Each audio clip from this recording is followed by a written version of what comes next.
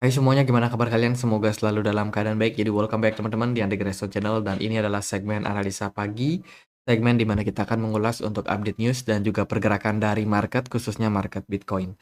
Teman-teman, hari ini tanggal 10 Maret 2024 ya. Kita akan mulai pembahasannya dulu dari kalender ekonomi. Nah, karena hari ini hari Minggu, nggak terlalu banyak ada news, sentimen, bahkan beberapa institusi pemberitaan media juga libur teman-teman, media-media yang suka bahas kripto biasanya juga libur di hari Minggu, jadi mungkin narasinya nggak terlalu banyak ya. Kita akan mulai dulu pembahasannya dari kalender ekonomi. Hari Senin itu ada perayaan, eee, Nyepi teman-teman untuk di Bali dan juga di luar ya, di luar Bali. Jadi besok, saya pribadi nggak akan online, sebagai gantinya nanti malam aku akan bikin video terkait dengan update berikutnya tentang market kripto teman-teman. So, selamat merayakan Nyepi bagi teman-teman, yang beragama Hindu di Bali, ataupun di luar Bali ya. Jadi kita akan hening, nggak ngidupin lampu, nggak ngidupin internet, nggak bekerja, nggak bepergian, dan ya benar-benar hening, kondisi pikiran tenang. Semoga pikiran kita bisa lebih jernih lagi, untuk menyambut hari berikutnya teman-teman. Jadi benar-benar restful 1 hari, baik untuk manusia dan juga bumi ya. Kemudian besok juga udah mulai bulan puasa ya teman-teman. Jadi selamat juga bagi teman-teman yang muslim yang merayakan atau yang menjalankan ibadah puasanya. Semoga lancar sampai di akhir teman-teman.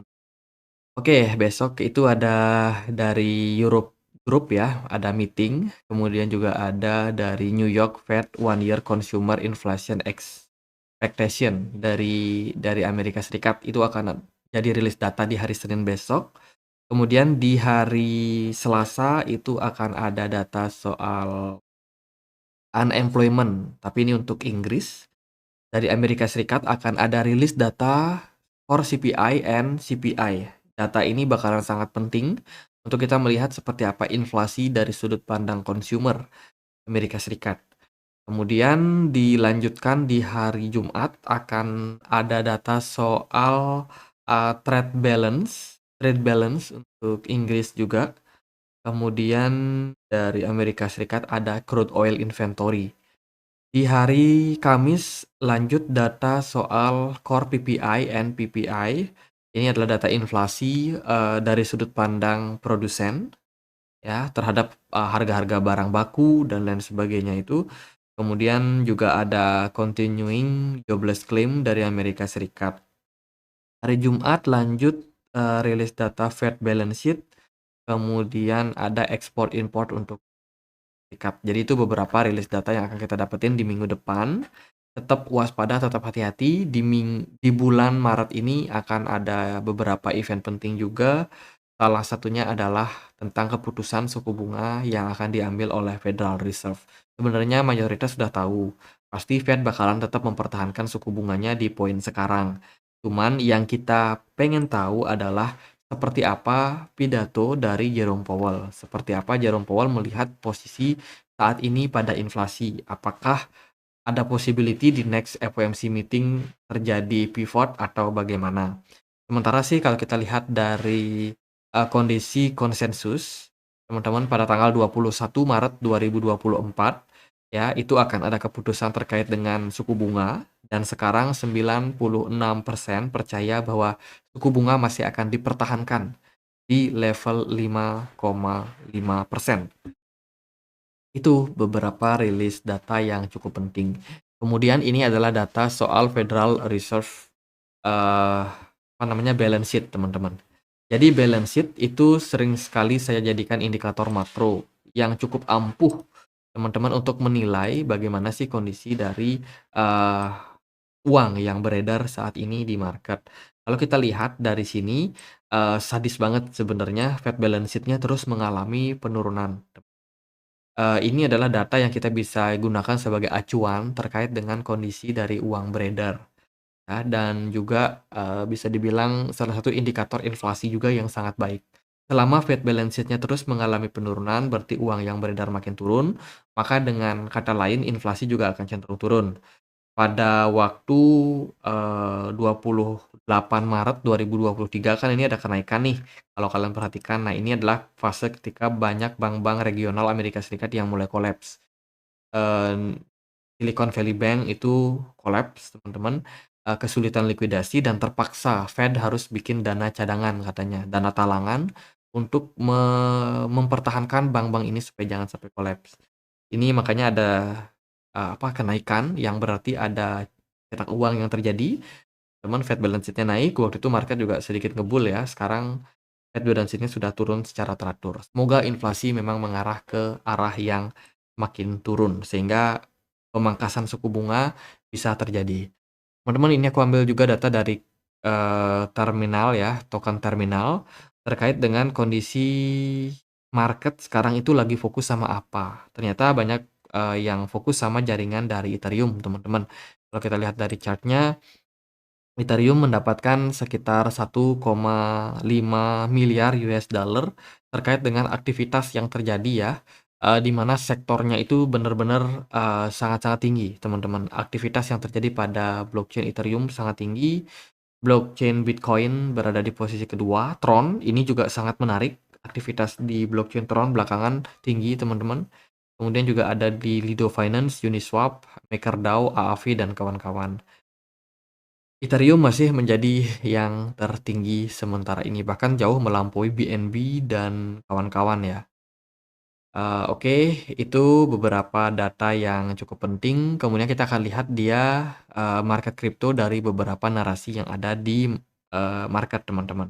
Yang pertama ada dari Jiang Fan, wakil Kongres Rakyat, Tiongkok ya, itu menyarankan agar sistem pembuangan mata uang virtual terlibat, dalam kasus ini dan perlu diperbaiki.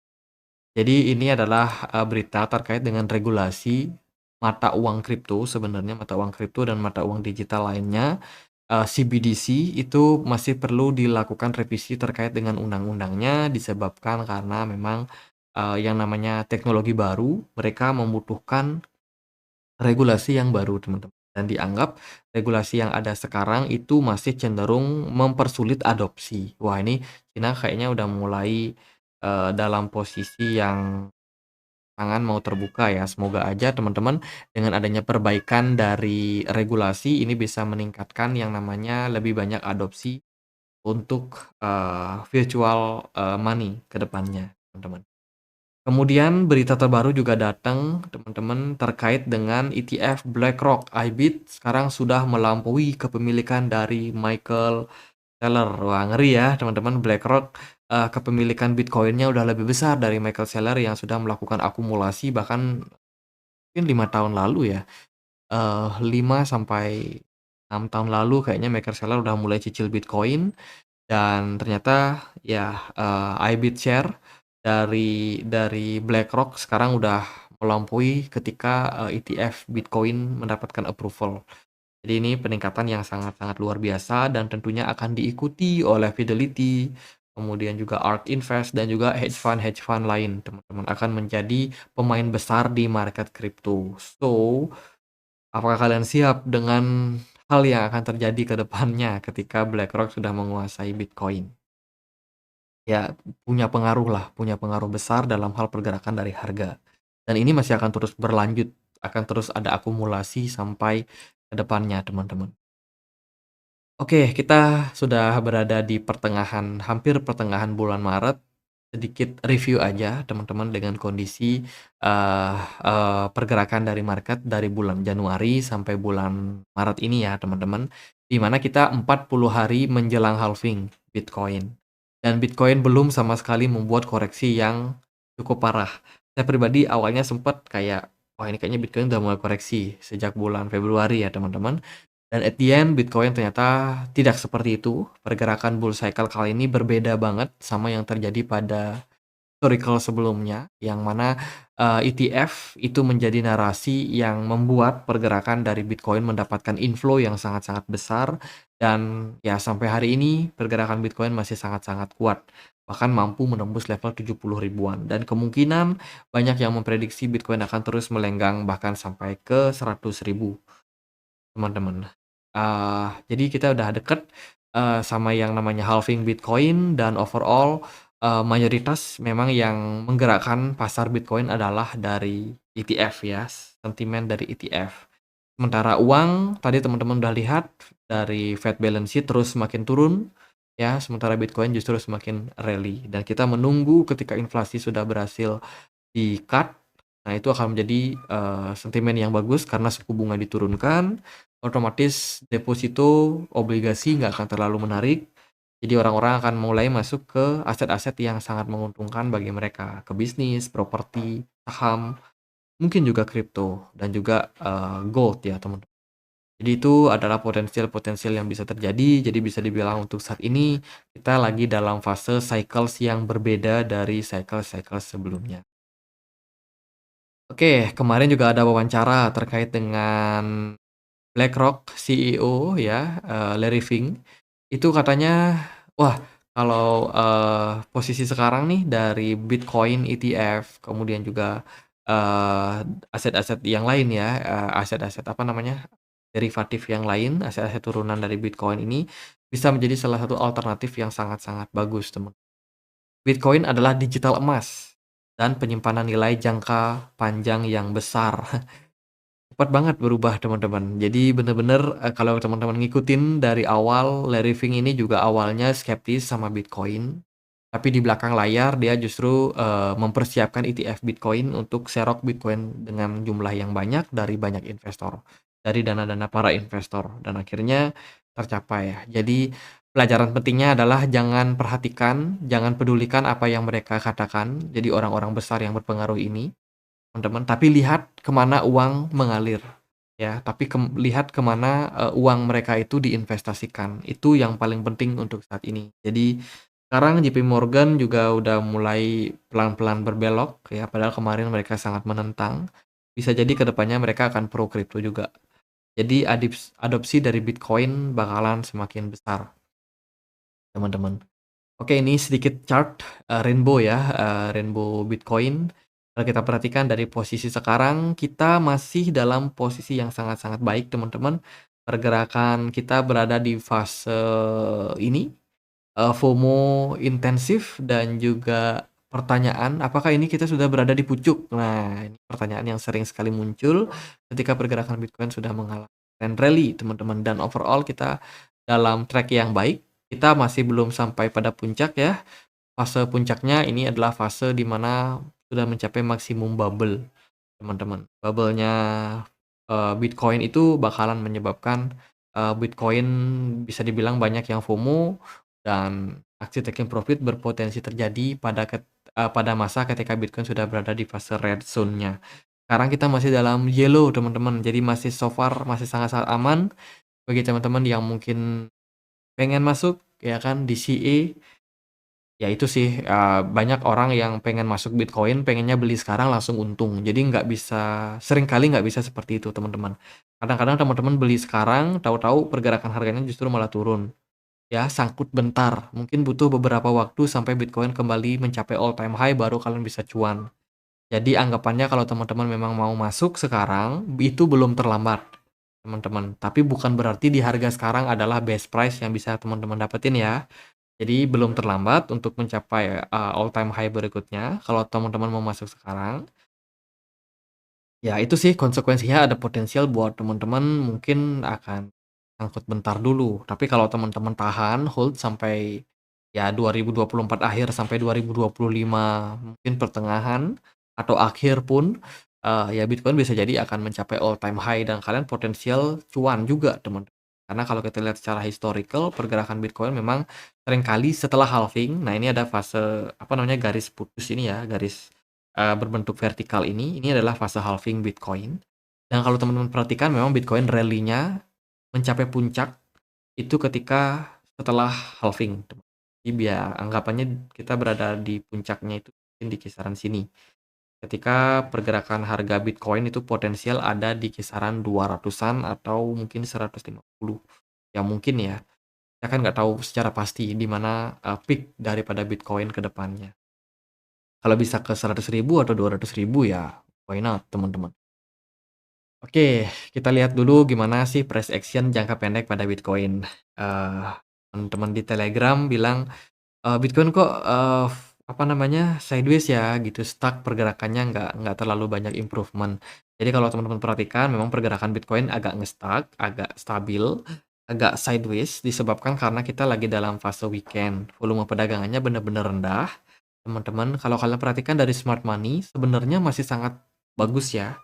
Tapi di sini sayang sekali volume perdagangannya rendah. Artinya adalah smart money masih mempertahankan harga Bitcoin di kisaran 68 ribuan sampai video ini dibikin, teman-teman.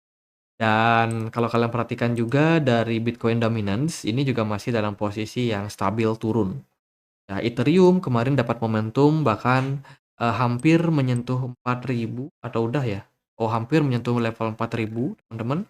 Ethereum sangat-sangat strong, kemudian juga ada koin yang di luar ekspektasi saya, WLD, justru kemarin nge-pump sangat signifikan ya, setelah koreksi sempat terjadi sebelumnya, WLD nge-pump, terus juga ada Render juga yang sama, teman-teman, Render ini masih sangat-sangat kuat nih, volumenya masih bagus, jadi masih ada potensial untuk running naik, teman. Kemudian ada Cardano, juga ada sedikit kenaikan di perdagangan kemarin dan beberapa altcoin, lesu teman-teman. Jadi cuma beberapa koin aja yang kemarin kemarin rally lumayan bagus. Dari Bitcoin sendiri sebenarnya masih sangat-sangat baik, mmm, di time frame daily pun kita juga belum mendapatkan indikasi pembalikan arah, teman.